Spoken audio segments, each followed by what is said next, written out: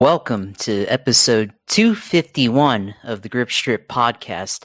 The champ is here, appropriately titled because for the sixth time in his fantasy career, but the first time in this show's history, we have a fantasy football champion in Philip Matthew, winner of the 2024 Fall Brawl League. So welcome to the show, champ. How you doing? That's great to be back. It's great to be back with this belt over here. Thank you, Josh. That is, of course, the iRacing Indy 500 champion. See, I've been introducing Josh as the iRacing Indy 500 champion. We also know that he's a Cannonball Run, pseudo Cannonball Run success story, computer genius, a gentleman, a scholar. I've never really had anything that could, with the gravitas of any of those things, and who knows, maybe that's still not the case. But I'm sixth time now, and I'm going to work this gimmick for as long as I can. I'm going to be a man. I'm going to be 40 soon, as Mike Gundy once famously said. I'm going to learn that during this year, and by Halloween, I'm going to be wearing that costume, probably wear this belt just because, and have the costume with the mullet hat, amongst other things. We're going to have fun here. Episode 251, it's crazy to think 250 episodes of the show have passed after 5 seasons. Now we're on season 6, back ready, locked and loaded for a new year. We know certain things are going to go on that are going to destabilize stuff, but in other areas we're going to have a lot to talk about, and that's why we have this show. And we're going to talk about the NFL. Both of our teams have made adjustments on Black Monday after what was a long season. We'll also talk about what happened with fantasy, not just for me in the Fall Brawl League, but I was able to win 2 other leagues. So it was a very prolific season, best performance in my long time playing. To win 3 leagues is ridiculous. So I am very happy about it. A lot of hard work in terms of that idle time at work, so I use that to good use. Time at bowling, not when I wasn't sitting there watching what was going on, going and doing research, grinding here on this computer, trying to beat the likes of Josh, Vic, Joe, Wilson, they're all the guys, Luke and Steve, who probably is the best drafter of all of us. So, it was a really tough league. And so, to win this league, I have this placard over here and it's upside down, but this shows that once upon a time I was 5-time. And, the reality is once I decided to hire all my close friends and some of their friends, Josh being, of course, later on, and ever since you've joined the league, this was the first year where it wasn't ideal for you. But the fact is, otherwise, you've been a perennial playoff performer in this league.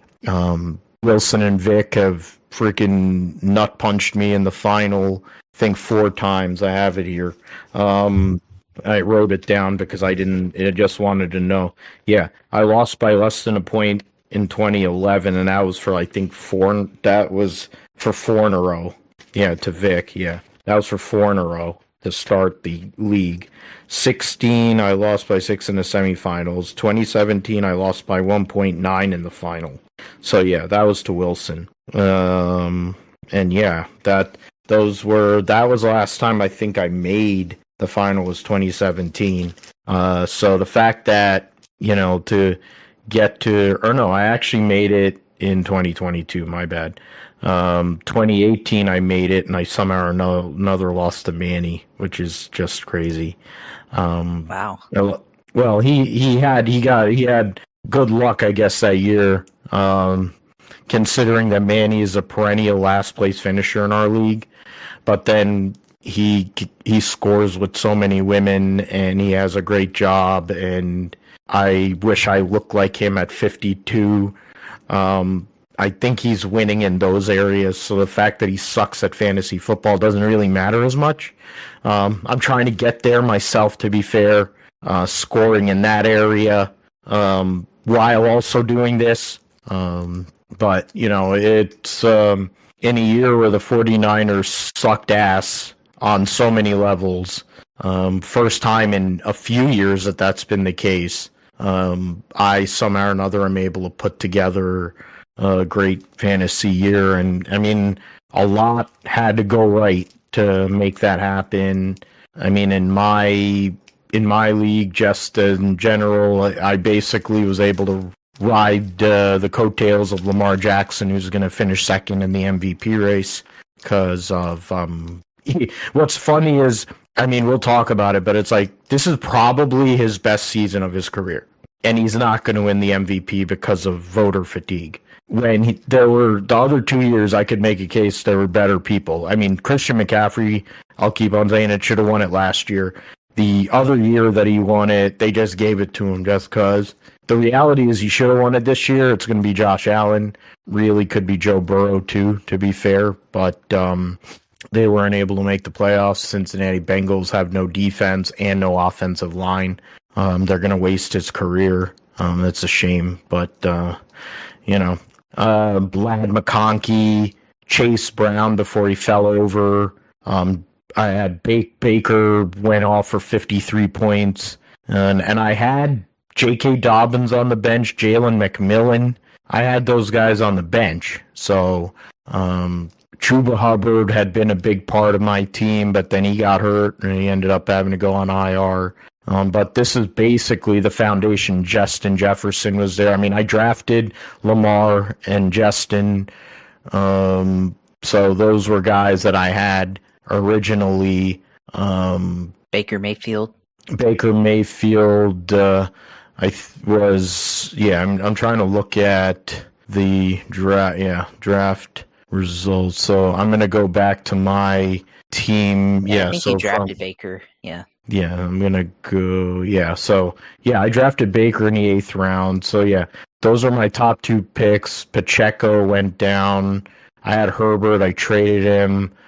Rashad White was my 4th round pick. He ended up not being as good. I went Tampa Bay heavy, and I guess I knew something. Godwin, I had Godwin in the 9th, but he ended up getting hurt. But then I picked up Jalen McMillan. My IDPs were not amazing. I took a flyer on Roma Dunze. That didn't really go too well. Kevin Byard would have been a good one to keep, but I ended up making some decent pickups on the IDPs. The back end of my draft was not great. I can make a case that I think the first half of my draft was pretty good. The first 8 picks were pretty good. And then I think I punted the second half of my draft.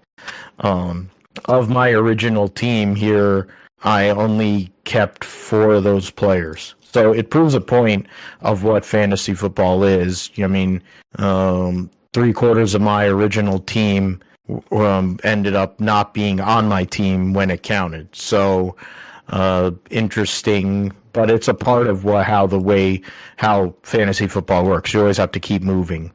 In the semifinals, I was able to knock Luke, who was probably the luckiest MFer of anybody in the league this year, fading Steve because I was the number 1 seed.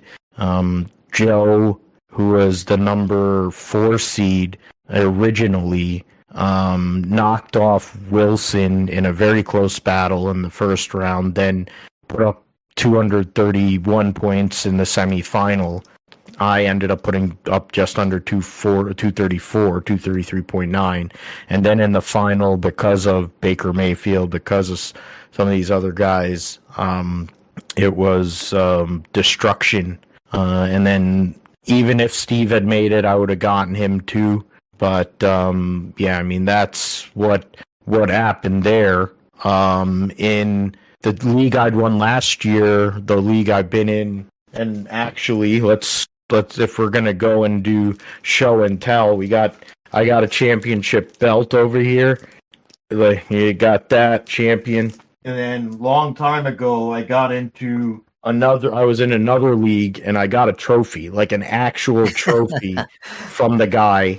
NASCAR fan. It has my placard from 2011 when I won it the first time. And my championship team, my team name was Smoke Number 14, ironically enough, since that was Tony's third championship. Yeah, third championship. Yeah. And then I've written my team names on here. I'm going to have to write 2024 over there. I'm going to have to keep on writing on that, like, bottom part. It's almost going to be like a ghetto Borg Warner or ghetto Stanley Cup for me. And then I think the ring gimmick, I'm probably going to hold off on the ring gimmick. But, just out of, haven't seen it on the show before, so might as well have the ring gimmick, right there. Championship ring, championship belt. The Niners can't get a Super Bowl ring, so I might as well have a fake fantasy football ring then. So yeah, and then Vic and I won our Dynasty league after what has been a struggle in that league in general for us to win, get in the playoffs even. So the fact is, very prolific fantasy year in a year that was a wild year in football in general, leading into in a playoff run that, of course, we're going to talk about here in more detail. But before that, of course, we're going to get into some updates for our actual teams and Black Monday. And Josh, after that great open, bringing it kind of to a negative, unfortunately, but it's something that you spent probably the last 3 months of the show last year talking about, the apparent demise of once Super Bowl winning head coach Doug Peterson, but somehow or another, Chad Kahn decided to keep Trent Baalke and fire Doug Peterson. So I throw to you. It wasn't the only instance of maybe a questionable decision amongst all of these teams in terms of making one, getting rid of one and not the other getting rid of both. But Doug Peterson getting canned, he was a dead man walking, I think, back in October. But now it's a job. Now Bill Belichick, of course, off the table. Mike Vrabel, for all intents and purposes, is going to New England Patriots. So then a lot to look at there, a lot of moving parts. But the first question is, I know you wanted Doug Peterson out, but how do you feel about Baalke staying alive like a cockroach, proving once again that he must either be a great knob gobbler or he must have some blackmail material, the same way as he had blackmail material for I don't know how many years on the Yorks. Now the Cons, he must have something, because he's not a great talent evaluator. And it's great. You drafted Brian Thomas Jr., but it's like you don't need to be a rocket scientist to know that the guy is a great wide receiver. He went to LSU, their wide receiver U. Yeah. So I think that was not a hard one to pick. They've had how many years? So I'll let you talk about it and just kind of go over all of that and what we should be expecting from you guys here during this Black Monday, post-Black Monday process for another head coach to try and get back to where you were. Back 2017 when you guys had the best defense in the NFL and were probably a decent quarterback away from going to the Super Bowl. So, it's been a precipitous fall, unfortunately, for Jags.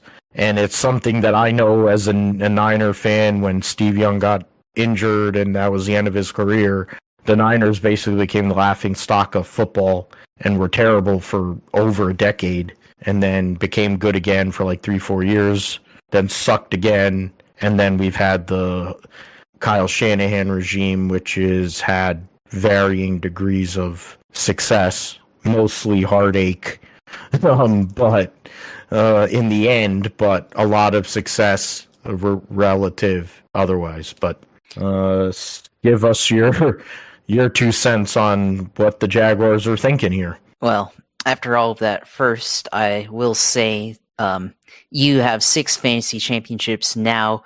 You need to get the 7 to equivalent. You'll have as many championships as Mr. the King, Dale Earnhardt, and Jimmy Johnson. So you'll have that going for you if you do it again next year. But and Sir Lewis Hamilton, which actually should be 10. And happy birthday to him. It is his 40th birthday. He's a man. He's 40. He's 19 days older than me. And Ferrari made him a nice cake, posted it on their social media. So, all right, you can go. Yeah, no, I know. But yeah, so you got that. But no, for me, I mean, yeah, I've been saying fire Doug Peterson since like week 3, I think, officially. And honestly, I think I felt that like after the end of last year when they lost 5 out of the last 6 to miss the playoffs, which it was pretty clear to me. I mean, this was probably, you could foresee this coming as far as last November when they lost to the 49ers, going back there and looking at the tape and, Jaguars fans that know ball, saying like, well, this will probably end in, kind of a pissing contest and Doug getting fired because they don't know, or they won't be able to get what they can out of Trevor. And at the time that was because the offense that they were running at that time was and still was pretty bad, but just poorly schemed overall. And losing 5 out of the 6 last year, it was clear. The defense was bad, the offense regressed heavily, a lot of injuries and stuff. But then it seemed overall just the team had lost the message there. And then starting off this year, we go out 17-0 over the Dolphins, and we're like, okay, I mean, this looks, we're gonna win this game, or 17-7 over the Dolphins, and then ETN fumbles in the red zone, and the Dolphins immediately get a touchdown, and then it's like game over. The Jags don't know what to do, and then of course getting crushed by the Buffalo Bills week 3, and I was like, okay, well, this is basically over because you don't have playoff expectations. Well, I mean, you can, but you can't play like that in week 3, on Monday Night Football, and then later on get crushed 52-6 by the Lions and have multiple losses like that throughout the year, and just have complete offensive ineptitude throughout at least one half of football. The Trevor Lawrence concussion, the team played soft after that, so the culture just wasn't there. So for Doug Peterson, I mean, people can say, oh, like, sorry for him or whatever. I mean, no, I mean, he feels bad because his program failed. So for me, it's clear that he lost it, whatever he did to get to the Super Bowl in 2017. I mean, first of all, I mean, Nick Foles was the guy that did the Philly special, who called that play. But Doug Peterson is funny because after that year, he's like, oh, I can't believe the Jaguars, because he wrote in his autobiography, about the Jaguars kneeling it out to end the half in the AFC Championship game against the Patriots, and he talked about how insane that was that they did that. And 8 years later, now he's been fired as coach of the Jacksonville Jaguars. So to me, I mean, it seems like the whole, like, he didn't get rid of Press Taylor when he should have. The defense staff got fired last year, and they were mid-level, and now they were the 32nd defense this year. So that shows how bad it was. The defense, Ryan Nielsen went and throughout the year sub players in and out like they're hockey players, right? Josh Allen, Trayvon Walker, to the best edge rushers in the league, and then second series, okay, we'll swap you out, put the backups in, and then we want Eric Armstead at edge instead of nose tackle. And then Eric Armstead, the final press conference for him in the locker room at the end of the year, says, well, hopefully next year I get to play more inside like I was supposed to be playing. So that tells you a lot. But it just didn't work for Doug Peterson, just coaching off the hubris of winning the Super Bowl and just thinking that he can just, because he won the Super Bowl, that, it's his system and it's supposed to work and all that stuff. And, all the bad press conferences he had throughout the year, basically just all but saying it's Trevor's fault and not his and everything. So you have that. And then, of course, on the other end, for all of that being said, I mean, I expected that to happen because there's no way that they can continue with him because it was clear it just wasn't working. And, took him, a long time to get Brian Thomas Jr. going. And I think that should be the direction next year to feed Brian Thomas Jr. But in any event, I knew that would happen. But, the other end was, okay, would they fire Trent Baalke? And they didn't, which was shocking to a degree, but also not really that shocking because, of course, it seemed like, Trent Baalke's probably in Shad's ear, the whole way, saying, okay, well, Doug can't coach the best team ever assembled, as Shad said back in training camp. And, he's able to save his job there. And he can point to being able to, drafting Brian Thomas Jr., Trayvon Walker too. I mean, people said they should have, and a lot of people still say that they should have drafted Aiden Hutchinson, and Trayvon Walker's pretty underrated. Maybe he's not dominating quite as much as what a number one pick should be, but I mean, he's put up double digit sacks back-to-back years and is continuing to improve as a defensive player. And of course, probably could have had more if he were playing in all the snaps instead of having to do rock paper scissors to get onto the field. So that's a real thing, by the way. That's not something I'm making up, but that's a real thing. I'm sure. Yeah. Which the notion of Eric Armstead actually talking, when you have him talking at all, is amazing. So the wheels were falling off because he never said anything about anything. He was the guy who was the Walter Payton Man of the Year recipient, or guy they would send up every single year.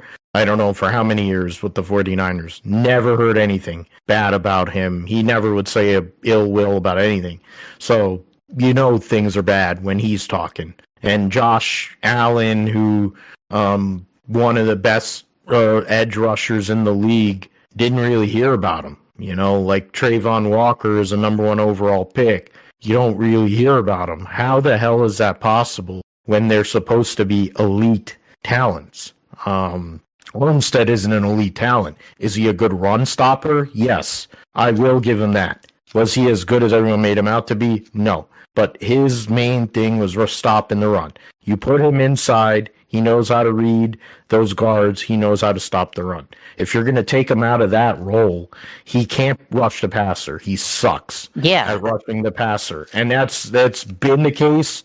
I could have said that. You could have asked me that when he signed for $8 trillion with the Jaguars. He sucks at rushing the passer. He's not a pass rusher. He's an interior defensive lineman, a lighter interior defensive lineman, but that makes him more athletic to play against those guards and be able to stop the run. That's where his positive is, but it doesn't sound like he was used that way. Right. And not used that way, of course, but I mean, back to Trent Baalke, I mean, he's got all these players, right? They're all, he can pick individually good players, right? Christian Kirk, I mean, I still think that was a good signing.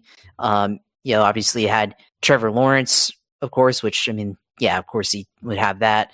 And a handful of, other guys that Foye Oluokun, that was a good thing there. But then also you have things like, okay, we're going to draft 2 linebackers in the first 3 rounds of the draft, drafting Devin Lloyd, and then also drafting Chad Muma, and then a year later drafting Ventrell Miller in the 3rd round as well. So individually great players, which Ventrell Miller is another one that's kind of come on, spent 2023 on injured reserve, but this year in kind of a backup role really played well and everything. But just not being able to put together a solid team together, right? So that's, I think, the other part that kind of hamstrung Doug is that you kind of have like a bunch of really good ingredients, but you can't really make a good meal. Maybe some parts might taste good, but the whole plate doesn't really complement each other, right? And so you have kind of like a random hodgepodge of flavors that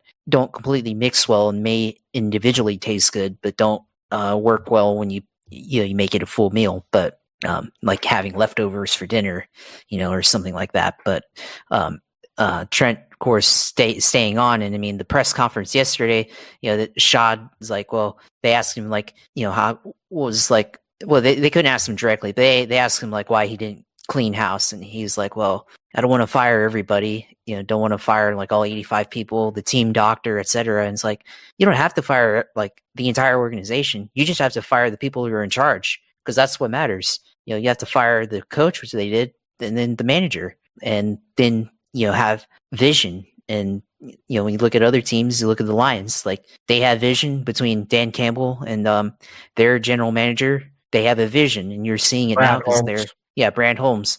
And you're seeing it now. They're in the number one team in the NFC, and, they're likely to at least make it to the NFC championship game 2 years in a row. And you're seeing it play out. They had a bad first year, 3-13, and then second year didn't make the playoffs, but they prevented Green Bay from making it. Last year really turned on, and then this year, I mean, they had tons of injuries on defense, and yet they basically shut out the Vikings on Sunday Night Football to win the NFC North and be the number one seed.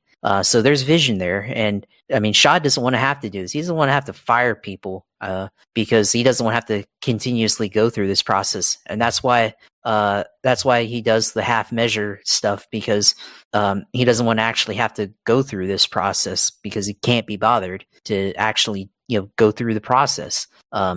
Because you had Tom Coughlin, Super Bowl winner, hired to be executive vice president, which that was the good idea, but you just hired the wrong guy, because Tom Coughlin is not really a manager. He's a coach. He's going to want to get involved and get his hands in everything, and just meddle too much into it, and clash too often with Doug Marrone and Dave Caldwell. So he was out. 2018, the previous year was bad because they didn't have a good quarterback and the offense sucked. 2016, they fired Gus Bradley, and then kind of just laid it all on him and said it was his fault and stuff. And then, go back, jump forward to 2020. Okay, they fired Caldwell and Marrone, but Balky, that was the year Balky joined on as like director of pro player personnel or something, and then he was able to wiggle his way into being general manager. Once Caldwell was fired in the middle of that season. And then 21, of course, Urban was fired, which, I mean, that's pretty clear that was the issue there, right? And then, Balky gets a pass there. And then 23, the defense sucked, allegedly. And so they fired the entire defensive staff. And then this year now is basically all but laying it at the feet of Peterson. So now he gets another head coach. So, I mean, to me, it's as long as, Shad is making money, as long as the team, they get a new stadium in a few years, it's increasing in value. He's an asset to the league. The team is an asset to the league. That's all this is, that they'll continue to just go through this process every couple of years. And he needs to hire executive vice president for football. I mean, they have a vice president, Mark Lamping, for the team for business, but they don't have a vice president for football that can kind of oversee things for Shad, because Shad's not in there every day. He's, in for the game usually, and then out, goes back to Illinois, at University of Illinois, the Champaign-Urbana, wherever he's from in Illinois, and that's where he actually lives. And then the only time he's actually in town is when the yacht is parked there in the St. Johns River. That's when he's actually in town. And when you see that yacht, it's a big deal, because he's actually there in Jacksonville. And they need somebody that's actually in the building every day, that has a vision and can hire a general manager and a coach that have ideas and understand how to put together a winning franchise that can, consistently compete in the playoffs, and not just like, okay, I want to hire a good coach that can make us a winner quickly and win the Super Bowl, but then it blows up very quickly because the people in the building continue to clash and stuff, and it doesn't work out because of clash of ideas and clash of personalities, which is what this is. So now we're kind of left in this, half mess once again, and we'll see what they do with the players. But now they got to hire a new head coach, which they released their list today of head coaches, and of that list, I mean, I'm looking at Ben Johnson. I think that's number one. Liam Cohen, Robert Saleh, Aaron Glenn, who actually used to play the Jaguars in 2007. So MJD gave his endorsement there. Said that's one of the smartest people I was around during that year when they made the playoffs in 2007. So, yeah, I mean, we're looking at that, and I mean, any of those coaches in my mind, maybe Mike Vrabel, but he's probably going to go to the Patriots. But any of those coaches, I'd be fine with, and I mean, any of those guys, they probably would be really good. I mean, they might be partial to Bob Saleh because I think they wanted. That was like a missed opportunity to keep him around after 2016 when his contract expired and he went to the 49ers as a defensive coordinator. So, I mean, I think because of what happened with the Jets and Aaron Rodgers after he was fired shows that he was actually a really good head coach and just had a toxic environment around him. So if maybe he can have another chance in Jacksonville, we'll see. But it's going to be hopefully the head coach has a bigger personality than the owner and the GM and says, look, I'm not going to put up with this either. Get rid of this guy, or I'm not going to coach. So we'll see what happens. And, Shad, of course, didn't listen to anybody, and didn't have anybody from the league tell him what to do or give him solid advice because, they're all okay with him because, hey, he brings money to the league. He's an asset. The Jaguars are an asset to the league and helps everybody's, continue to grow in terms of revenue. And they're not going to be like, oh, well, Shad, you need to get a better process because they're okay with the Jaguars as they are right now. They're not a threat. So the Jaguars, they've got to figure something out. I mean, this guy's 74 years old. So, this process is going to continue, then we're likely, I mean, this is going to be 15 to 20 years of this foolishness before somebody else can come in, unless he gets somebody else. Like maybe his son might have a better idea if he has the reins full time rather than Shad does. I think Tony has ownership, but I think it's not enough to, he doesn't have a big enough stake to be the one making the decisions. He's just kind of there in name only and as representation. So we'll see what happens with this coaching hire now. I mean, the list for what it's worth is pretty good of who they want to look at for head coach. They had, I pull it up real quick, but they had plenty of solid names on there. But just, from my standpoint, the four people that I want on there, with Ben Johnson, Glenn, Saleh, and Liam Cohen, offensive coordinator for the Tampa Bay Buccaneers, of course, but they also had Todd Monken on there. I think used to be the wide receivers coach during the Jack Del Rio era here in Jacksonville. Kellen Moore, I don't know about that one. Patrick Graham, never heard of him. Joe Brady, solid with LSU and with the Buffalo Bills, so that could be another good hire there. So yeah, we'll see how this goes here this offseason, see what they do with some of the players. Do they keep Christian Kirk around another year, even though he's been hurt the last two? What are they going to do with the defense? What's the defensive scheme going to look like, and everything? So, yeah, another Black Monday, and hopefully one of the last ones for the Jaguars for a while, but can't see it happening again until we understand or until we find out who the hire is, and we go through the next couple of seasons. So I don't know. It's not really looking great, to be honest, with the Jaguars. I mean, it kind of reminds me of the 49ers post Jim Harbaugh, because Trent won that battle with the owners, which was Jed York. At that point, you brought up Tony Khan. Jed was given the reins because his mom and dad were fucking retarded and incapable of running a professional football team. Had no clue. Were a joke in the town, to the point where they don't even play in San Francisco anymore. They play in Santa Clara. They lost out on the stadium where the Giants play because Peter McGowan actually isn't a total douche. He actually is intelligent enough, buttered up the Congress people and the state or whatever, the town council people, and got one of the most beautiful stadiums ever made right there on the bay, which is where the team that won 5 Super Bowls should have been. But, like with Trent, he went and won that battle and then proceeded to take the Niners to the point where they had the worst roster in the NFL. And they were an absolute dumpster fire. And so that's what the Jaguars are flirting with. You have a quarterback, of course, in Trevor Lawrence. You have pieces.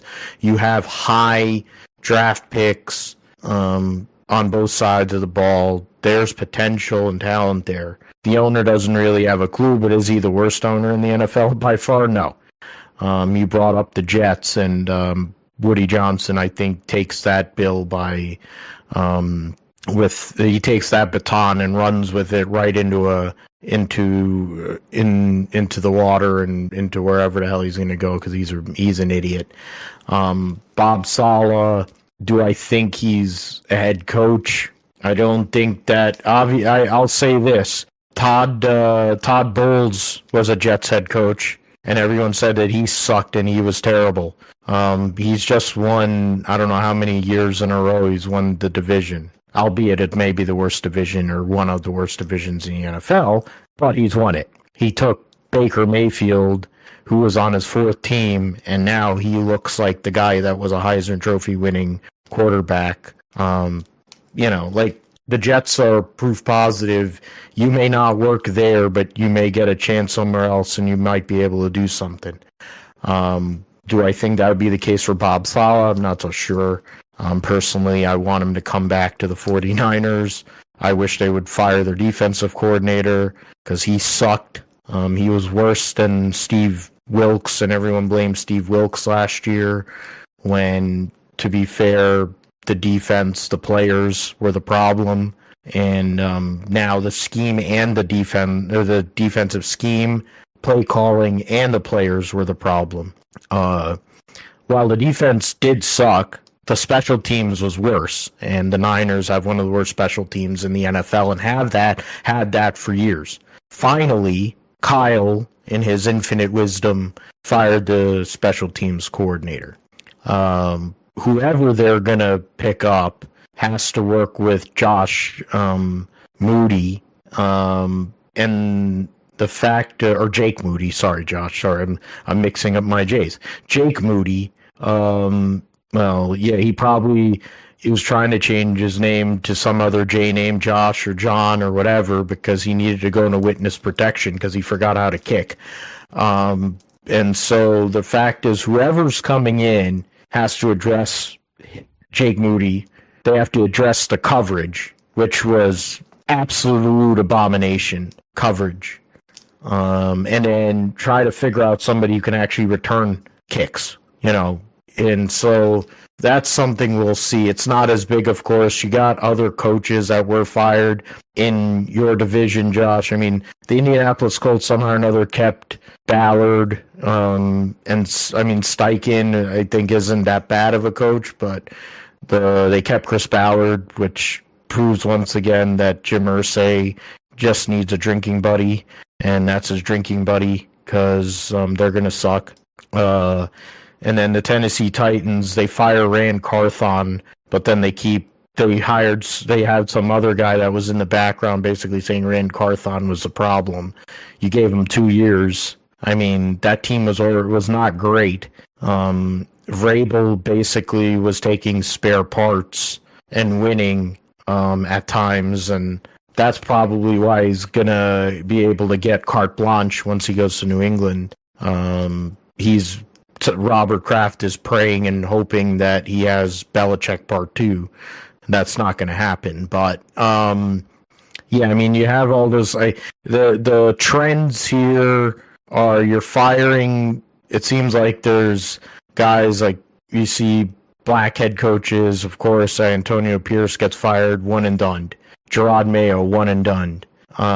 Which is seemingly a thing for black head coaches. Doesn't happen to white head coaches, no matter how terrible they are. Which I think is a pretty disturbing trend, to say the least. And it's also a bad thing, especially in the general manager area, when guys are getting fired after a couple of years. Other than that, I mean, Bob Saleh, so there's questionable moves there in that division. The Jets, of course, they got rid of everybody, but who knows what they're going to do. They're a joke. Miami kept Mike McDaniel and Chris Greer, which was to some surprising. It's probably because Tua said he wants them there. The one that was the most surprising, especially for me being in the New York tri-state area, New York, New Jersey tri-state area, was the Giants keeping Brian Dable and Joe Shane, which basically John Mara tried to explain and wasn't a great explanation at all, to be fair, because the reality of the world is trying to go and win when you don't have you don't really have a plan. I mean, they don't really have a plan. Like, they've had all this time, and now you're going to go back, probably draft a quarterback that we don't know for sure what will be there. Will that be the answer? And then you have to win. They're both going to get fired next year. It's going to be the same way as what happened with the Jets. They should have fired both of those guys last year. They didn't. They ran it back. They fired both of them 6 weeks into the season. Same shit's going to happen with the Giants. And I mean, the Jets are going to also suck too, so it's whatever. The Jets have the longest streak of not making the playoffs in all of sports, pro sports, and that'll continue.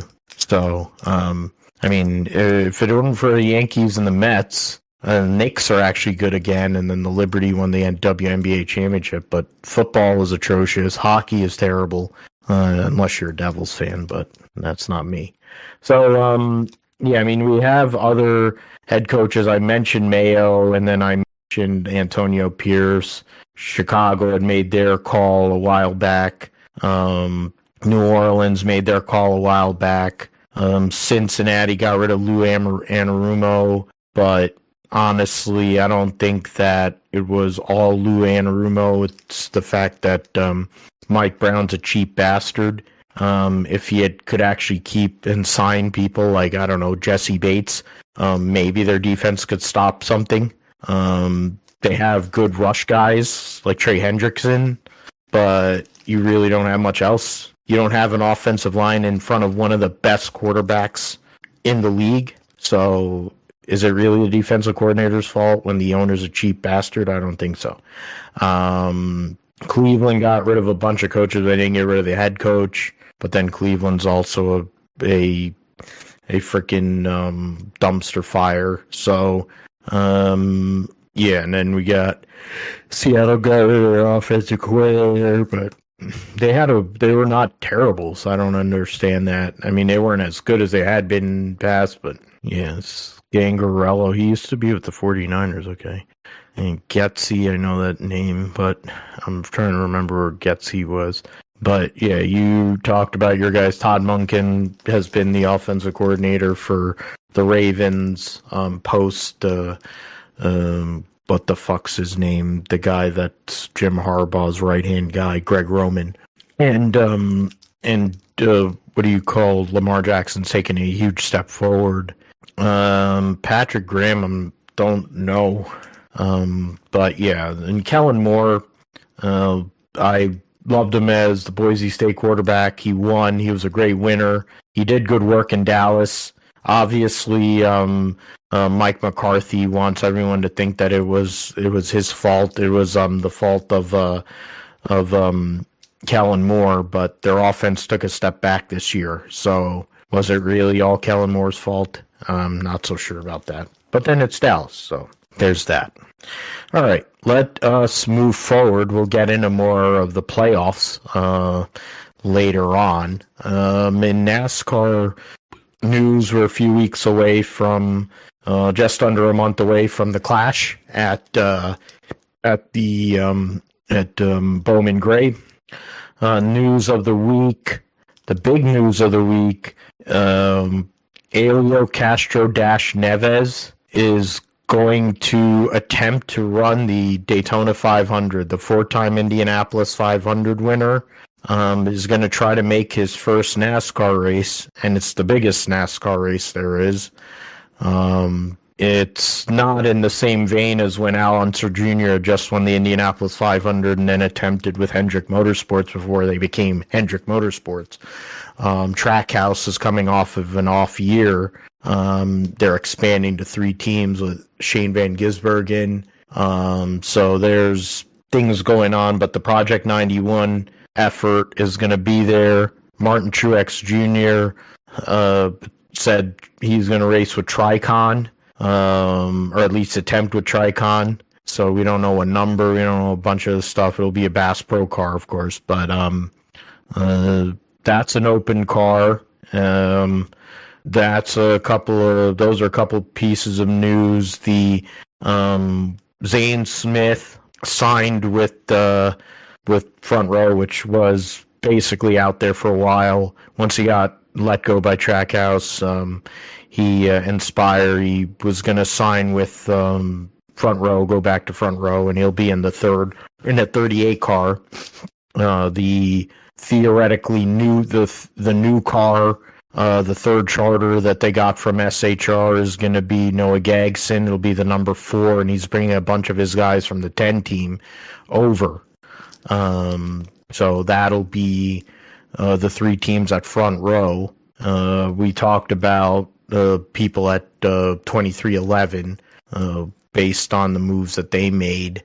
And in terms of, Mike Wallace is going to attempt to make the Daytona 500 for MBM.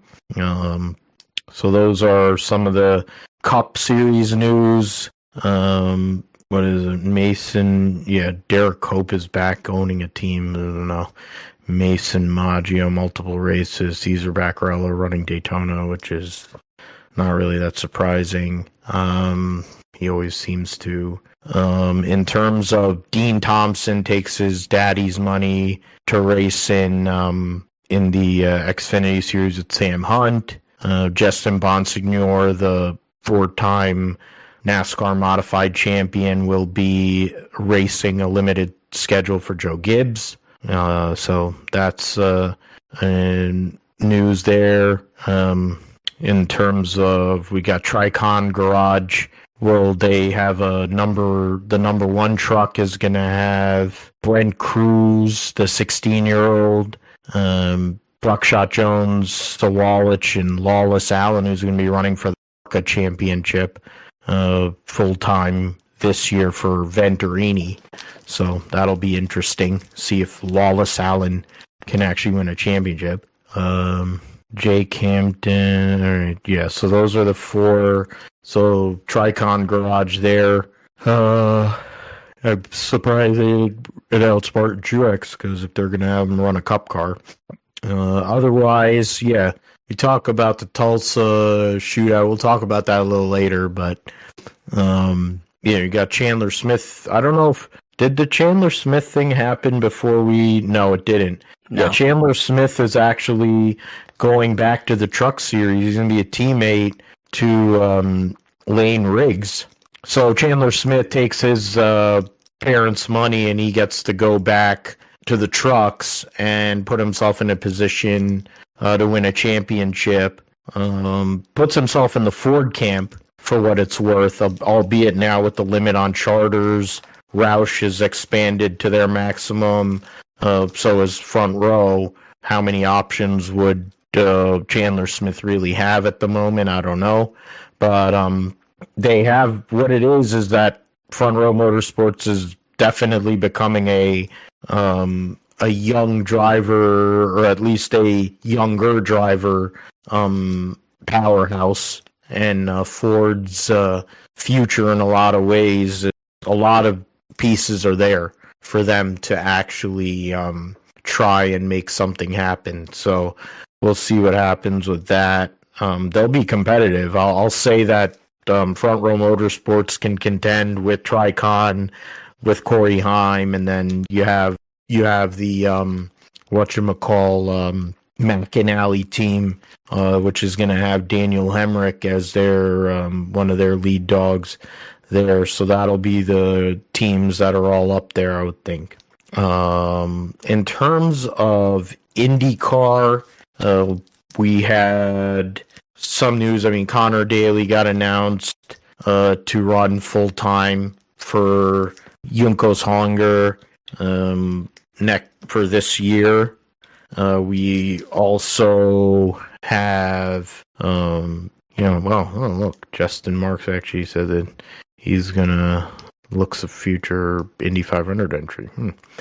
Marco Andretti just announced he'll run or attempt to make his 20th Indy 500. McLaren taking sole ownership of the team that was once Schmidt Peterson Motorsports.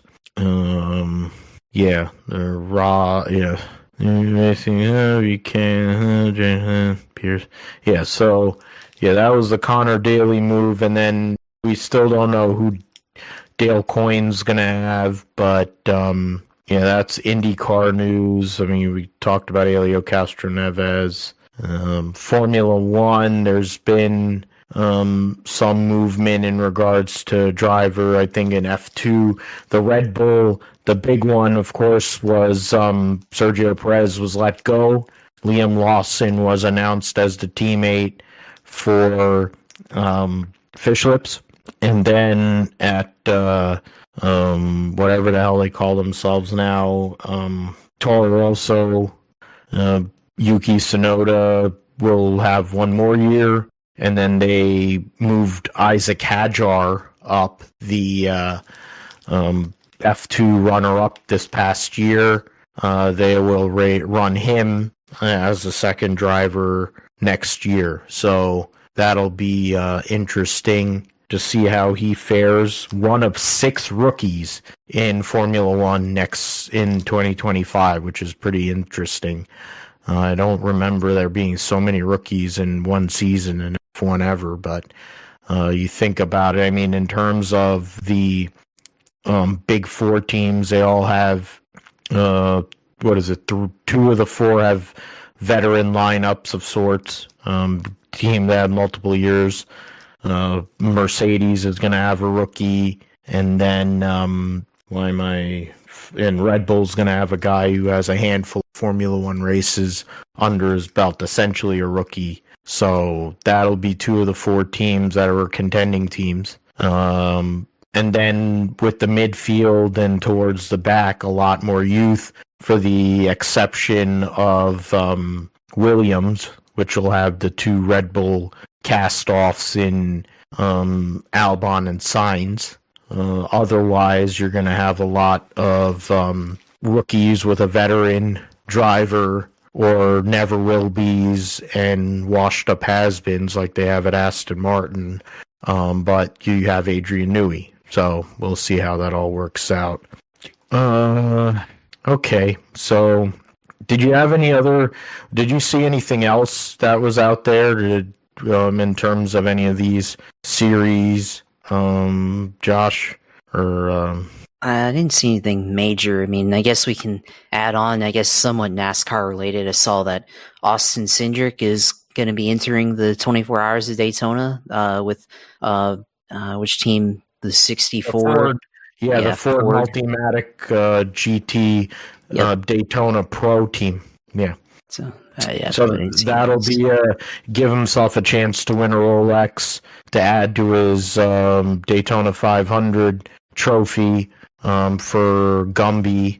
Won his second Daytona 500 start. He won that deal. So be able to go out there and give himself a chance in the Rolex and GTD Pro to go and win that. So unfortunately, one of the drivers got in a skiing accident. Tells you how dangerous skiing is. We've heard about it in many instances, but Cindric, being the somewhat versatile driver that he is in the past, especially in sports car racing, getting a chance in a good car, in a car that was able to improve as the season went on, in a uber competitive class.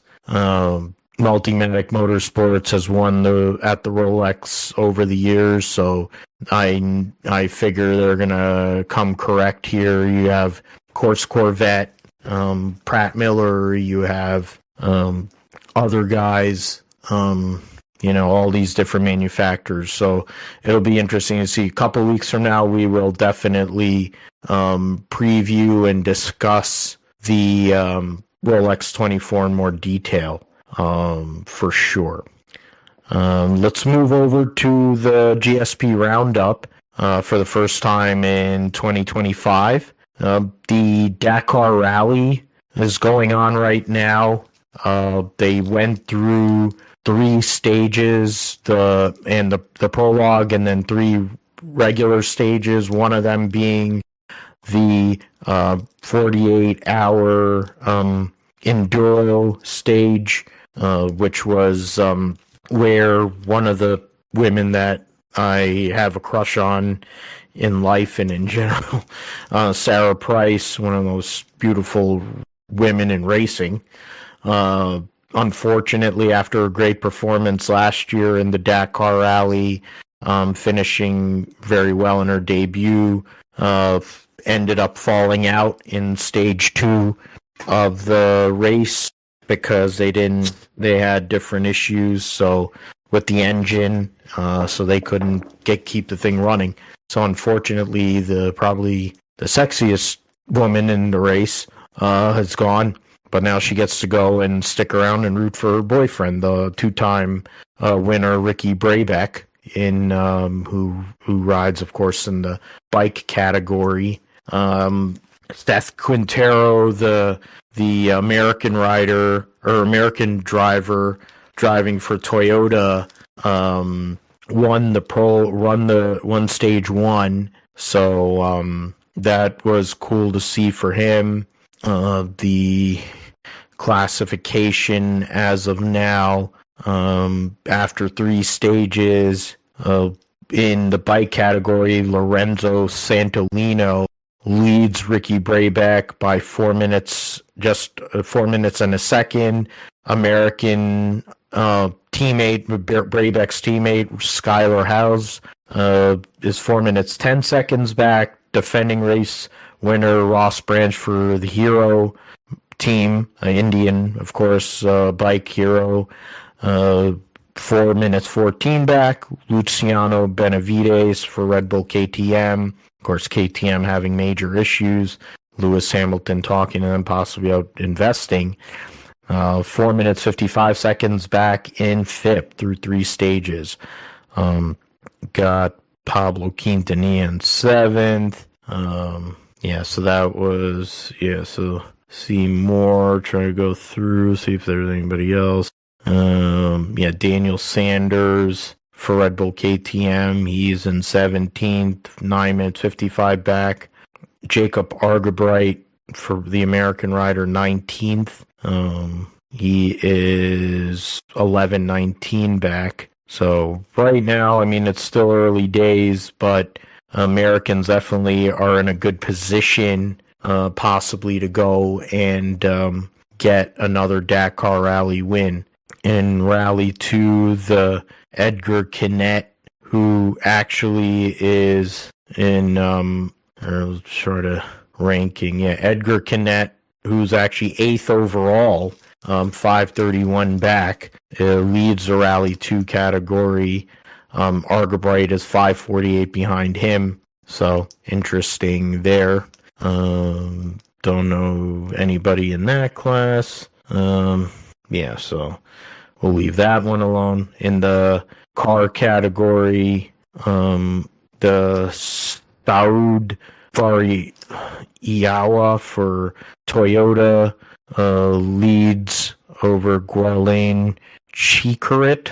That's a name. In both of those names, good luck. Seth Quintero is a minute 48 back in third. Giel Demivius fourth, and João Ferreira rounds out the top five. Multi-time champion Nasser Al-Attiyah and defending race winner racing for the Dacia Sandriders, 334 back in sixth. And then Matthias Ekstrom, former DTM champion, rally driver, 349 back, driving for M Sport Ford.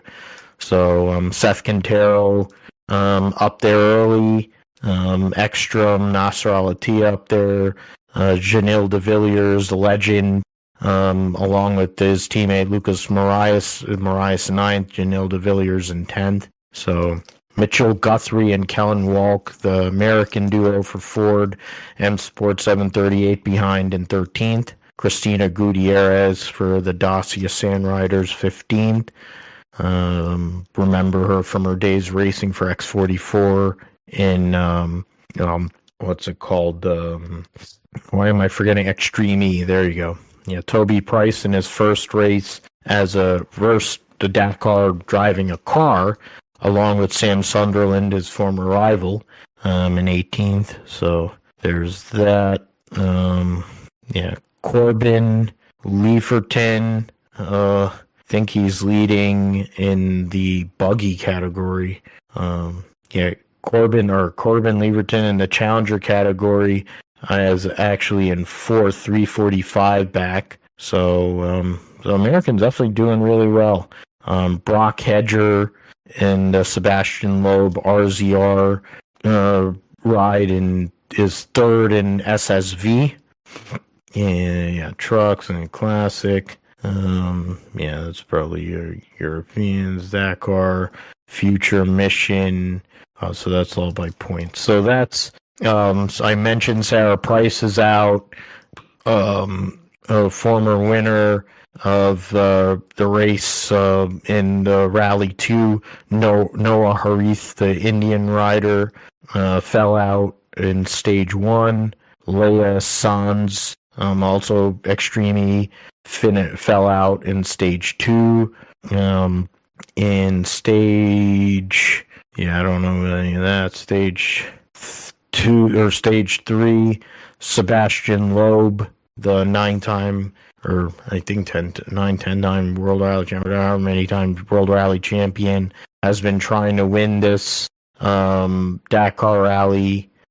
He is out. So Carlos Sainz Sr., smooth operator's dad, the World Rally Champion legend, racing for Ford after being able to drive his son's Formula One car at age 62, which is pretty badass. Struggling, has had a rollover, so isn't going to win probably this year, but giving himself an opportunity to still keep going. So we'll see what happens there. In NHRA news, Alexis DeJoria is joining the Joe Maynard team that ran 2 Top Fuel cars last year for Tony Schumacher and Ida Zederstrom. So there is that. Trying to see whatever other news. I mentioned the fact that we mentioned it before the end of our season that Jack Beckman will be the full-time driver of the Peak Funny Car next year. So that'll be big for the, see if John Force and his recovery. We saw some of these other Mike Coughlin, Mountain Motor, Pro Stock, Antron Brown, Extend, Matco Tools. Well, that's not surprising. Resurfacing Phoenix, Jordan Laser Pro Mod, Factory X, Blake Alexander and the Green family with the funny car, expanding the funny car program, 2 cars. And yeah, so I mean, like, and then you also have Tony Stewart Racing in their 25th year of existence this year. So it's pretty cool to see what they'll have going on with that. Of course, Tony will still be in the Top Fuel car, at least for one more year, while Leah is mom to their new son, who will be out there at the racetrack, I'm sure, constantly. And so that's got other news we'll definitely get into once they get towards Gainesville. In the Tulsa Shootout, I mean, Tulsa Shootout was pretty big for Kyle Larson and Christopher Bell, and also in terms of other NASCAR guys, for Brexton Busch. Brexton Busch won one of the categories there, so 9 years old, and the guy is already turning into his dad and his uncle when his uncle isn't drunk and doing something stupid or hanging out with Ronnie the limo driver. You had, and then, I mean, Larson had come off of winning in Perth, Australia in a winged sprint car. Yeah, Christopher Bell beat Larson in the non-wing out feature. So there was different guys there. I mean, Larson, I think, won one of the other classes. So, I mean, there were definitely guys that were able to fare well at the Tulsa Shootout. Of course, Keebler Gibbs is going to make his debut in the Chili Bowl here in a couple weeks. You're going to have Larson back. You're going to have Chris Bell back in the race. No Chase Briscoe this year. He's hired somebody to drive his car. Guess the twins keep him busy. The three all having 3 kids now. But other NASCAR involvement, of course, Kyle Busch is going to be in that, try to make it. So we'll see what happens there. We'll preview it once that comes about, closer to it. Anaheim won Supercross, Super Motocross, in 2025.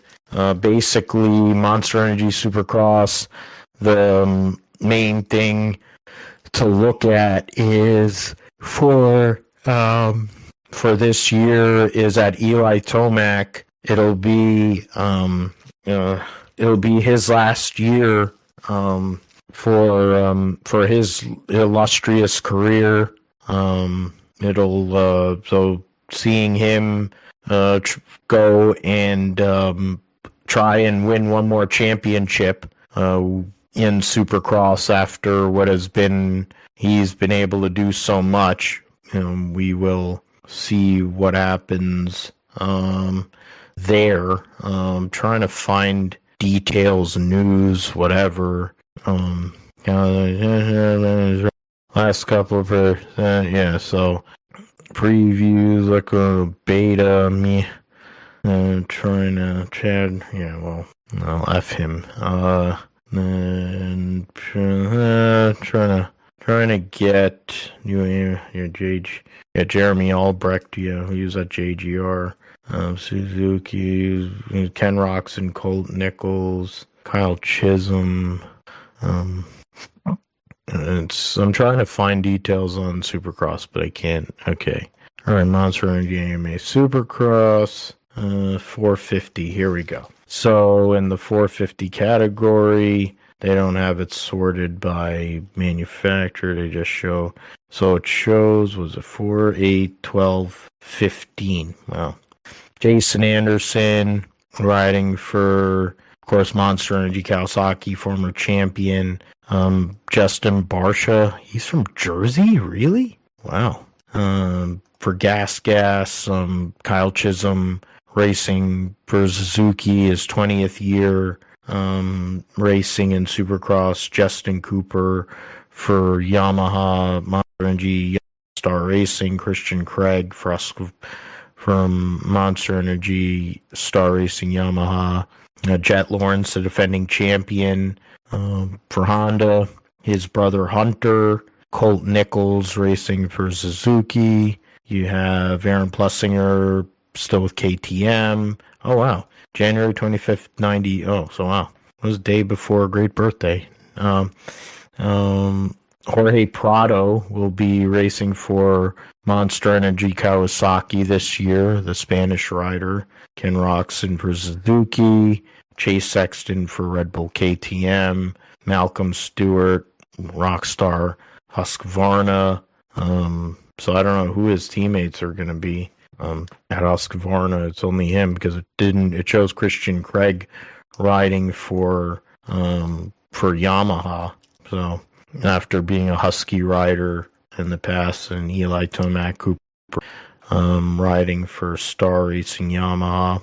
And then 250s, you have Hayden Deegan's going to race on the West Coast against Levi Kitchen, RJ Hampshire, amongst others. So that'll be very interesting. A1 situation there. So the time beta, that's beta team, Benny Bloss and Mitchell Oldenburg on the beta 450 RX. Yeah, so so they'll both be, I guess they'll be in Supercross, yeah. So Benny Bloss, Mitchell Oldenburg, so you can add those two to the mix. Yeah, Triumph, they're running, of course, 250. And so that's that for Supercross. We'll give you more updates on that as we move forward in the season.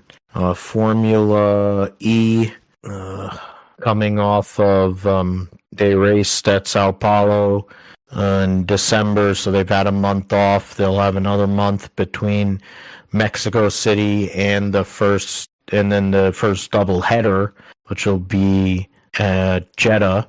The standings heading into the Mexico City E-Prix. Mitch Evans won at Brazil over Antonio Felix da Costa and Taylor Barnard. McLaren had a 3 and 4 finish. Mahindra's finished 5th and 6th. Defending world champion Pascal Wehrlein started on pole, but ended up having issues. Fastest lap was Antonio Felix da Costa there, so we'll see what happens this weekend. Mexico City, of course, you're taking portions of the Hermanos Orvilla circuit, not the whole circuit, but definitely a regular track or somewhat regular track, so it'll be a challenge for sure. We'll see who is able to come out on top there. Teams championship as of the first round, McLaren leading by 2 points over Jaguar and 5 points over Tag Heuer Porsche. Mahindra in fourth, 9 points back. And then manufacturer, Jaguar leads Nissan by 4 points, Porsche by 9, Mahindra by 12. So that's the manufacturers championship. All right, so we into the NFL and Super Wildcard Weekend. In the for the teams that have the buys, the Kermit the Frog and the Chiefs have the bye in the AFC. In the NFC, Detroit Lions, as Josh mentioned earlier, will have the bye after they destroyed the Vikings. But to get into all of these games this coming weekend, there you go. So they did fire Sorensen. Oh, that was something I just saw. That literally came out about 20-something minutes ago. Will not retain Nick Sorensen following 6-11 season with the squad. Finished 29th in points allowed. Chance Sorensen will remain on staff, but won't be his leader. One name I'll jump is Robert Saleh. So Wilkes was isn't. Yeah, so dealt rash of injuries. Well, 7 last 8. Northern, yeah. 20 worst for the club since dead last in 2016.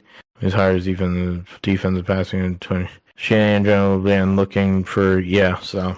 And then, I mean, you have Antonio Pierce is out there. That's another option.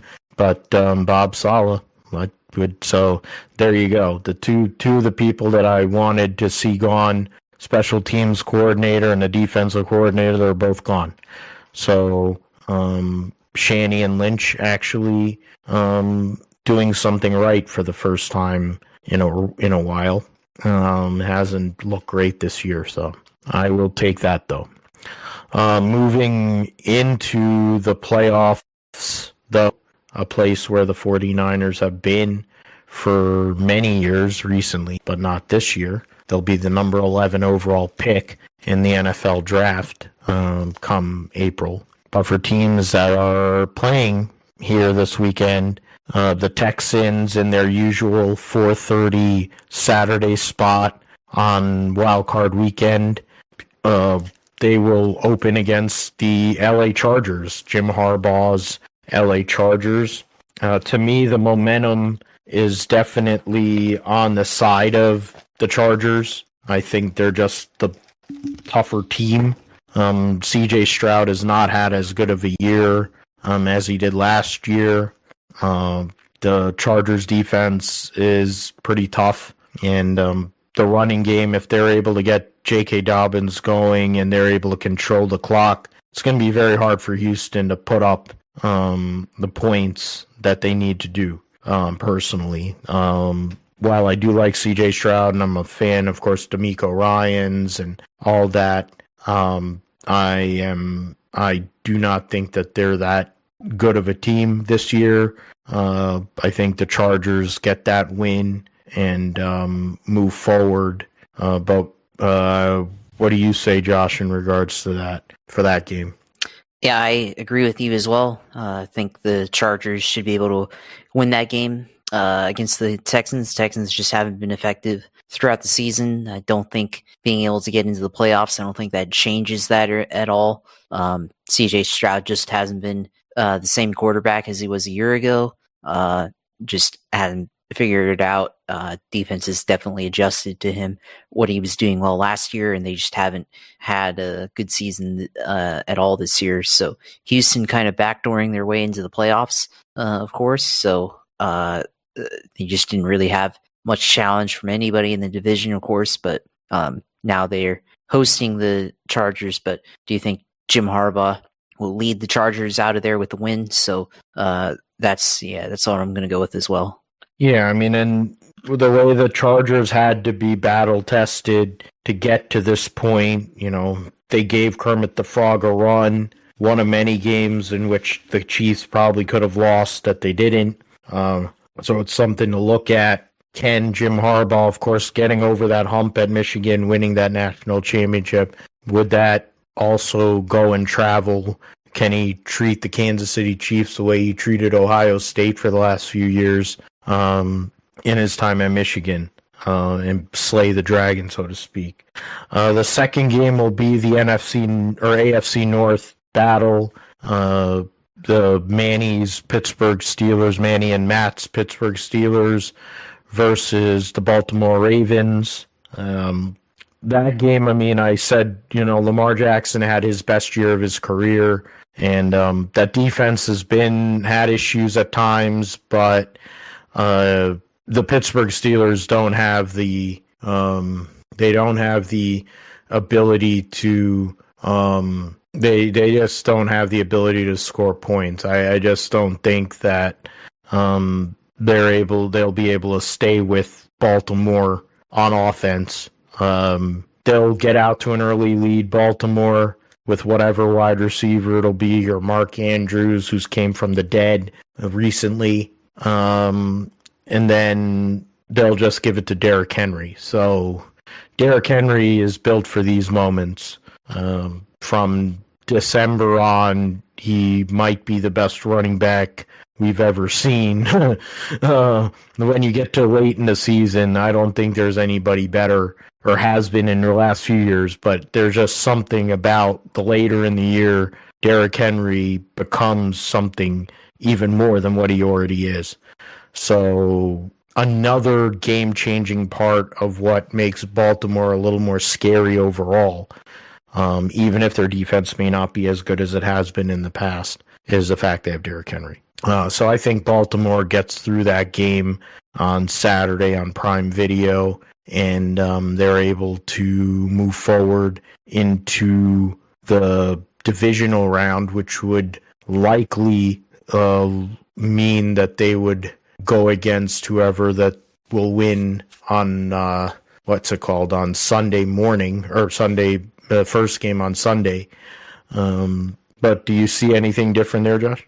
No, I don't really see anything different there either. I think this one pretty easy. Baltimore should get the win pretty easily. The Steelers, I mean, it's been an up and down season really for the Steelers. They kind of just been winning games in spite of their quarterback play for the most part. I mean, Russell Wilson did have a stretch where he was playing really, really well, and I saw that. I mean, going back to fantasy, I mean, there was a couple of games where it was looking like Russell Wilson was putting a lot of points up fantasy-wise, but last 4 games, after kind of being, okay, we might see the Steelers be like the 5th seed, they kind of fell off pretty hard, and especially the final game where they had to win to get the 5th seed overall and eliminate the Bengals from playoff competition and not let them backdoor.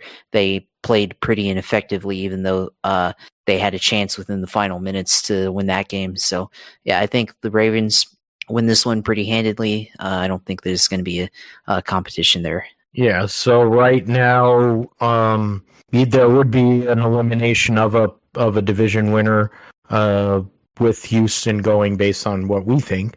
Baltimore, of course, won the North. And then the AFC East champions again, the Buffalo Bills, and the person who I think will be the MVP of the league, Josh Allen, the god of Buffalo himself, will get to play against Denver, who absolutely boat raced a UFL team that paraded around as the Kansas City Chiefs on Sunday, 38-0 to get into the playoffs after being on their 3rd chance to make the playoffs. They finally go and win against second-string players there in Kansas City. That was a nothing burger for them. Denver, though, and for Bo Nix, could he take that momentum and carry that into his first playoff game, going to Orchard Park, going to whatever they call that stadium now, what used to be Ralph Wilson Stadium. The fact is, though, Buffalo is a really, really good team, and Josh Allen has been able to spread the ball around better than almost anybody in the league. So Denver has a really good defense, I will say that, but they won't be able to keep up with everything. You have James Cook, who's playing at a high level. You have numerous receivers, tight ends, whatever, pass catchers that can make plays. They're not going to be able to keep up points-wise either. So based on that, I say Buffalo. They end up hosting, based on what we're talking about, means they would be hosting Baltimore for divisional round weekend, which would be an outstanding game if that were to actually come to fruition. Probably the top 2 guys in the MVP race battling it out would be an epic matchup. Do you see Denver being able to go in there with Sean Payton? Can he go out there and fake kickoffs? I don't think they do that anymore. I don't think you can fake kickoffs anymore. But, will they have enough tricks up their sleeve to possibly go and fade Buffalo in Buffalo? Yeah, this one's a little bit tougher call here. The Denver, I think, out of the teams here, the most wild card out of the wild card teams in the AFC. They had a poor start to the season, but they've been on it ever since. But they, their record against good teams they haven't had that good of a record in spite of that. But Josh Allen, the Bills, pretty dominant force. We could see Bo Nix put up some points there against the Bills, but I think it's going to be a little bit too much for him. First ever playoff game as a rookie here in the NFL. So I'm going to see a lot of things that he's never seen before. So I think, these ones pretty predictable. I think we're both in agreement here. I think the Bills move on and host the Ravens there in the divisional round. And that'll end the first part of the weekend. The first 3 games of the weekend are the AFC games. The last 3 games will be all the NFC. The first one will be the number 2 seeded Eagles going against the number 7 seeded Green Bay Packers. They had a scare injury-wise for Jordan Love last week. But it sounds like he'll be okay. The Eagles sat basically everybody and then still beat the crap out of the Giants, though whoever the second string guys did allow Malik Neighbors to do some work. This game, I think, is a little tougher because Green Bay did play very well, minus they were only losing to Detroit and Minnesota. So they're sneaky. They're a sneaky team, but the Eagles' offense is really, really good. And I mean, defense wins championships here. The Eagles' defense has been one of the best defenses. Vic Fangio, the ageless defensive mind, coming to the Eagles, has gotten the most out of a lot of these players. And Saquon in his first playoff appearance here, I think, is very eager. He didn't get to go and get the record. He didn't get the record for most rushing yards ever in a single season. So I think he'll be very anxious to come back out there and do some work.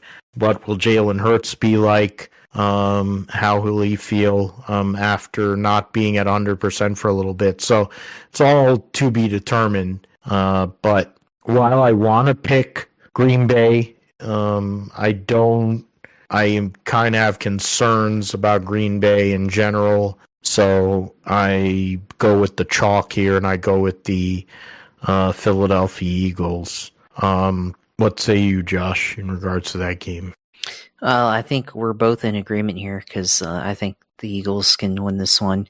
I mean, it's a little bit tougher. Yeah, you're right. The Packers have played pretty well throughout the season, but I mean, they had this basically a rematch of the season opener for them in Philadelphia. But I mean, I think part of it is just because I think the Eagles' running game is just too good to lose against the Packers. The Saquon and Jalen Hurts combination there running, I think that's pretty tough to beat. So I think Saquon, I mean, I personally think Saquon should be the MVP. I think we need a running back to win the award, but Saquon and Hurts, it's a tough combo to beat for the Packers. So I'm going to roll with the home team. And that will lead into probably, I think, the most entertaining game of the weekend, the Sunday Night Football game, which will have the Tampa Bay Buccaneers, who for a half last week looked like they were on the ropes, and between them and the Atlanta Falcons, you had the Buccaneers against the Saints, and they made Spencer Rattler look like a goat for a good amount of that game.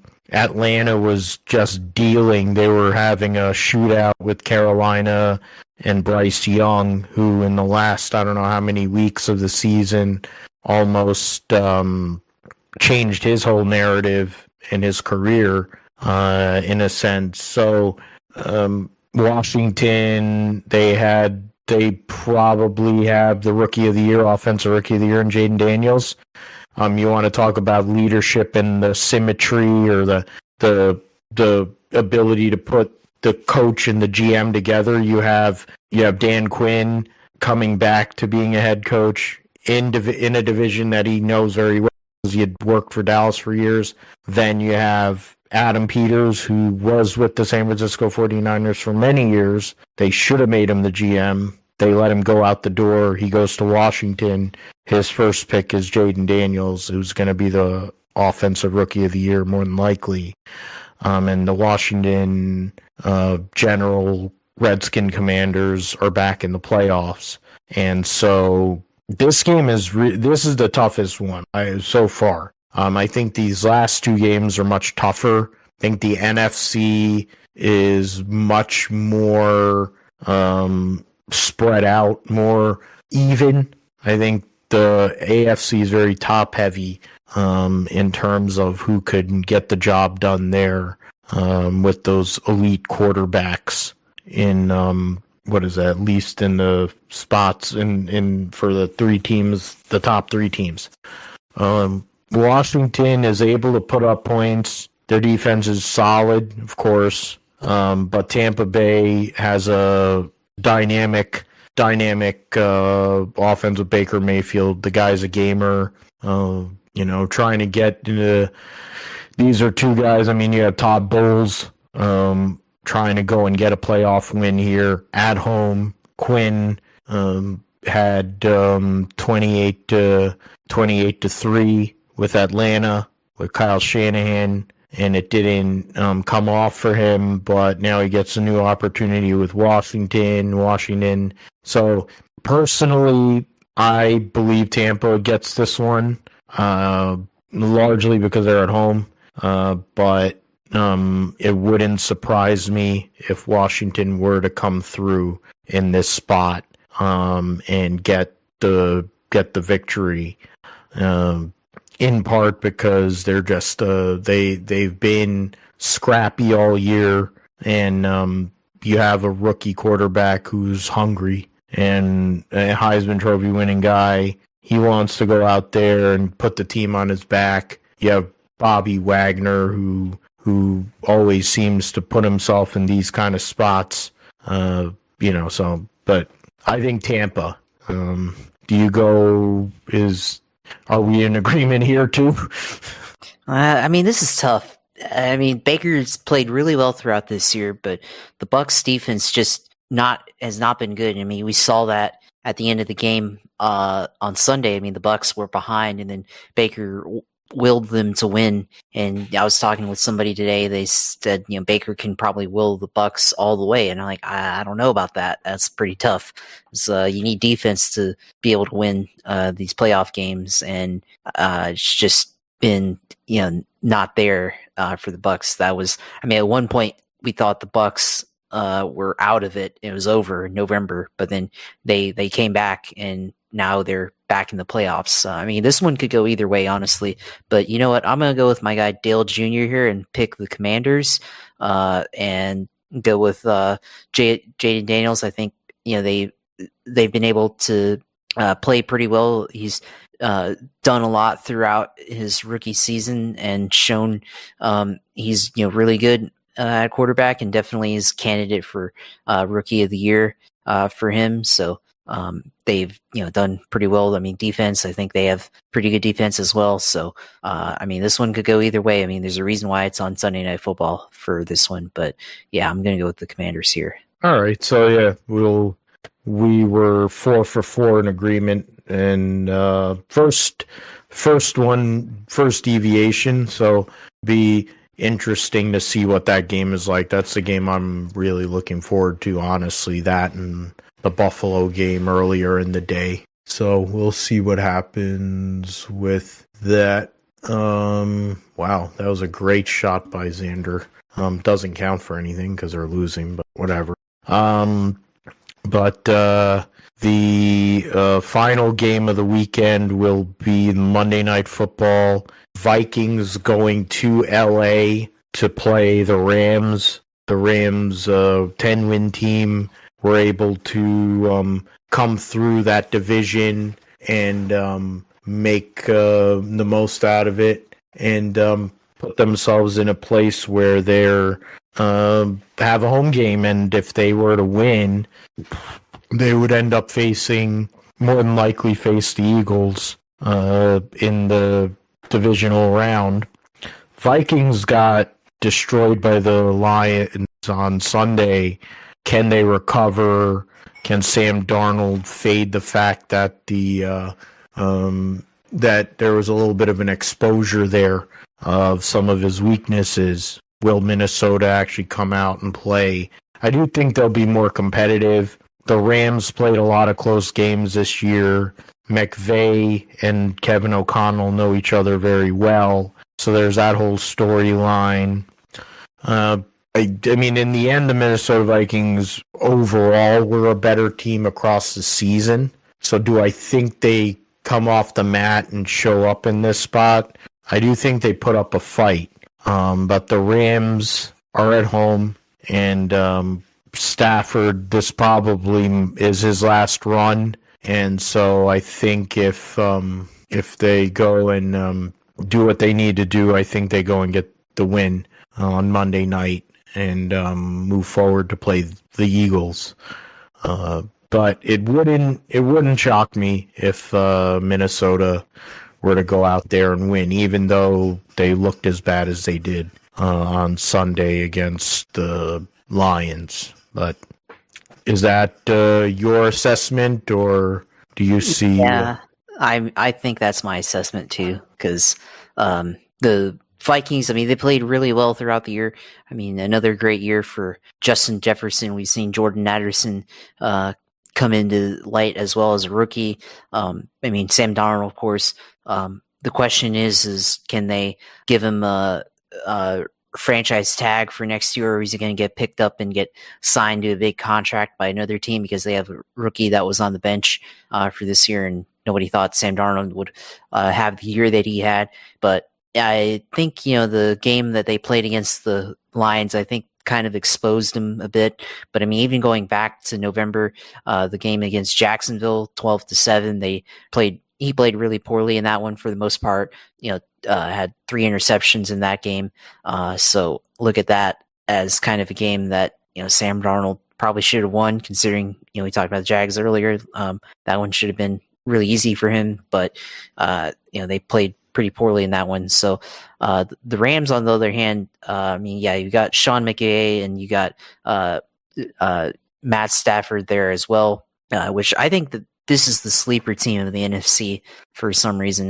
The Rams, I mean, I didn't think that they'd be here, but they are here, and I definitely think this is maybe one of the more sneaky teams in the entire playoff field that could have a run. We could see them go in this one. So I could see them going to the NFC Championship game, or at least to the divisional round. So yeah, I'm going to say that the Rams take this one here. It's going to be a very defensive game, I think, here. So we'll see how it goes. But I think the Rams win this one. Kind of close. We'll see how it goes. So basically, I think the only team, I think every game we went the same there. The only lower seed that we went with initially was the Chargers. Otherwise, chalk until the Sunday Night Football game, where we both went different ways there, and then you have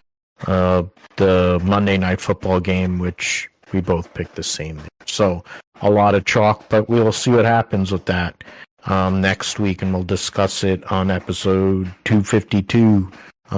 Ken Schrader numbers there on the GSP. All right, so for the first time in 2025, it's time for Josh's Sim segment. Let us know what's going on. iRacing, a lot of updates seemingly with iRacing and some of these other gaming platforms on the Sim. So I've been spending a lot of time watching Greg Z VR because he goes and races Formula One cars from back in the day. So cool racing, cool cars, and the engines to hear all that. So yeah, what have you been doing there? Well, for iRacing, I mean, I think there's a lot of updates, like you said, but I think really the biggest piece of news for me to start off with is, there's 2 big things. I'll say the first one is the PRI Hoosier 500. So the race formerly known as the Open Wheels 500, which we've had Tanner Watkins as a guest very early on in this show.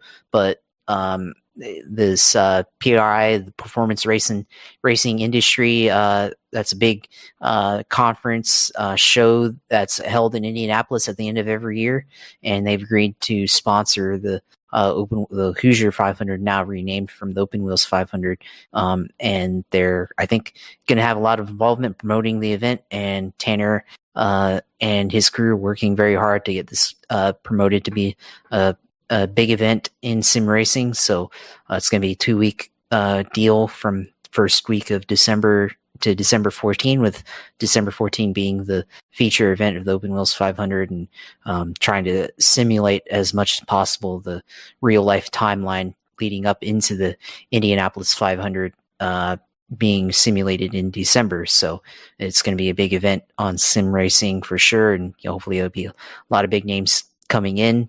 There was a lot of debate and discussion of when this event would actually happen in December internally, but they got it all ironed out for everybody to work out the best, because I think if they had it later on, would have been some conflicts for Christmas and stuff. So December 14 this year, at the very end of the year, so it'll be a lot of time to prep for this if people are going to do this. But it's a private event, I think, and it's I think for free. I don't think there's any monetary. I don't know. We'll see. We'll see what happens, because now they're having a corporate sponsor here, so we'll see what they do here. But that's a huge deal. Of course, the Open Wheels 500, very prestigious event in IndyCar on iRacing. So to see that with the amount of involvement there, with especially Tanner being on the NHRA side these days in media, that's kind of interesting there. So that's pretty big there. Of course, the other thing I wanted to say as well, I've officially entered the 24 Hours of Daytona on iRacing. There's a community on here on Discord, Sim Party Racing, that I saw an ad on iRacing Reddit. So went on there and signed up for it, and they've already organized the teams. So be tentatively, I will be, but of course, things could come up. So, but I don't. I do intend on being available for this, but we will be racing in our team, the Ferrari 296 GT3. So I was doing some practice laps earlier before we recorded this, and trying to get a feel for it. So looking forward to doing this. Of course, inspired by the run in the coast to coast cannonball run. So maybe we'll do that. Then I think should be able to do an online sim race for 24 hours. So hopefully it'll be chances to get in some runs, of course, get in some stints. Should be interesting. And then of course a week later, the real life 24 Hours of Daytona. So looking forward to competing in this for the first time in this event. First time really doing any endurance racing of any kind on iRacing. So jumping right into the deep end there. So looking forward to running with the people I've been teamed up with, and hopefully we can get a good finish there. Hopefully, if we win, that'd be great, but just be able to finish the race and complete it, that'd be really nice there too. So we'll see how that goes, and definitely we'll be talking about that and prepping for that here in the next coming weeks, in between work stuff and all that, but we'll get through it. I guess in iRacing news, because you're trying to see the updates, which of course the special events coming out. Okay, so the iRacing 24 Hours of Daytona next weekend, the January the 17th, 18th. So basically 2 weeks of time, but there's only one weekend until that. This coming weekend, of course, the iRacing Roar before or Roar at Daytona. So we got that going on there. iRacing NASCAR Winter Heat Series as well at Michigan this weekend. So that should be interesting there. And everything. iRacing Esports. They had the IMSA Esports Championship race at Sebring this past weekend. And I think they continue now going to Daytona, of course. So that should be interesting as well. So Yeah, it's going to be a lot of stuff on iRacing this year. I think Dale Jr.'s got a special event at the end of the month at Iowa with the mini stocks, so that should be pretty fun as well. And then, of course, all the main iRacing events later on in the year. So, yeah, it should be interesting year of sim racing for sure. And glad to be able to kick it off, I guess, with a bang with the iRacing 24 Hours of Daytona coming up here. So a lot of prep into that. So. Of course, as always, you can catch the streams on there, which I'd definitely be streaming. We'll definitely have to, so I'm not intending to drive for 24 hours. Can't do that, but all that. I mean, I intend to do all my shifts and all that, but I'll have to have this set up so that you can actually watch the car, I guess, while it's going on, not just the onboard, so you can kind of get better context otherwise. So definitely be streaming that and have that set up there. So, of course, watch that on USailor2 on Twitch on there. So go on there and watch that stream, and definitely should be fun and definitely be good experience on sim racing. So definitely looking forward to being able to do that. And of course, Twitter, JP Huffine, go on there and see all my stuff, rant about the Jacksonville Jaguars, amongst other things, and sharing all the different things about racing and all that. So go on there and follow. And of course, Grip Strip Podcast, which of course this episode will be up there as well, and be able to watch that and see the championship belt on there. Which Phil, you might have to, as the close, you might have to just re-demonstrate that for in case you missed it at the very beginning. But beautiful championship belt there up there on screen. So great to have that on there, and a great way to start out the year.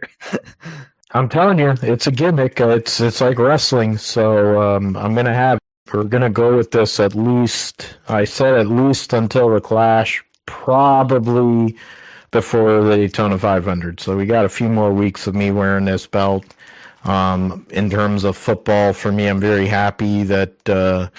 It's sad people lose their jobs, but I'm in a field where people trying to get work. But when you consider what the performance was from the team and where they were, two coaches that probably needed to be replaced were replaced. So we'll see who they are able to get for the 49ers there. As always, thank you to you, Josh, for all your contributions, all your help and friendship, and I'm glad that we get to do this again in 2025, season 6 of the show. You can find us at Gripster Pod on Twitter. Find me at PGMatthew28 on Twitter, PGMGSP28 on Blue Sky, and whatever my Telegram now, and then Instagram is PGMGSP28 as well. So PhilipGMatthew.com if you want to find the show audio. Find us on my personal YouTube, but then also we have the Grip Strip Podcast YouTube page. And that's it for the start of the season here, episode 251. And we will come back next week for episode 252 to talk about Super Wildcard Weekend, who advanced, who will be in the divisional round, include, of course, Kermit the Frog, and then the Detroit Lions and divisional round weekend, and updates on coaching, GM searches, any news going on in the world of racing, update the Dakar, update Formula E and Supercross, and I think the Chili Bowl is next week, but if not, it's next week. And so we'll see what happens with that, and we'll give a preview that way. But for Josh, I'm Phil. Thanks as always for listening to Gripster Podcast, and we will see you next time.